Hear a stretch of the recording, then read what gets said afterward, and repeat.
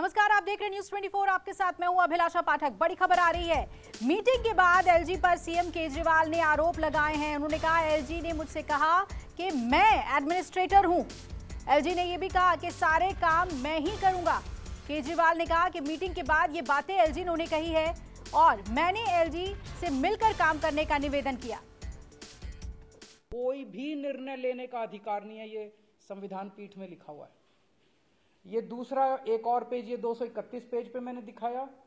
एक और पेज आता हूं, यहां पे लिखा हुआ है there is no independent authority vested in lieutenant governor to take decisions. इससे ज्यादा बेचारा सुप्रीम कोर्ट भी क्या करेगा। सुप्रीम कोर्ट ने लिखा है there is no independent authority vested in lieutenant governor to take decisions other than matters where he has to act as judicial authority।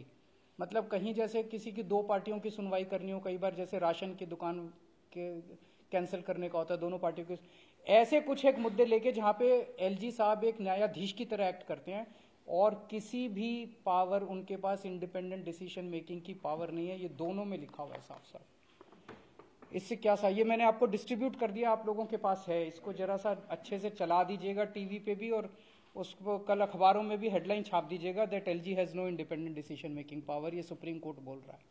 इसका क्या मतलब हुआ? इसका मतलब हुआ एलजी साहब ने जो जैस्मीन का दफ्तर सील करने के ऑर्डर दिए वो इलीगल थे, अनकंस्टिट्यूशनल थे। इसका मतलब जो एलजी साहब ने एल्डरमैन 10 बनाए वो इलीगल था, अनकंस्टिट्यूशनल था। इसका मतलब जो एलजी साहब ने प्रिजाइडिंग ऑफिसर के ऑर्डर पास किए वो इलीगल थे, अनकंस्टिट्यूशनल थे।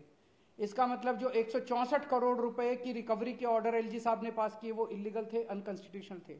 इसका मतलब जो दिल्ली के टीचर्स को फिनलैंड जाने से रोका जा रहा है उसके ऑर्डर्स जो है वो इलीगल है, अनकंस्टिट्यूशनल है। इसका मतलब दिल्ली के अंदर जो योगा क्लासेस बंद की गई वो इलीगल था और अनकंस्टिट्यूशनल था। मैंने ये ऑर्डर अभी एलजी साहब को दिखाए। मैंने कहा सर ये देखो 2 पेज, ये 2 लाइन पढ़ लो आप।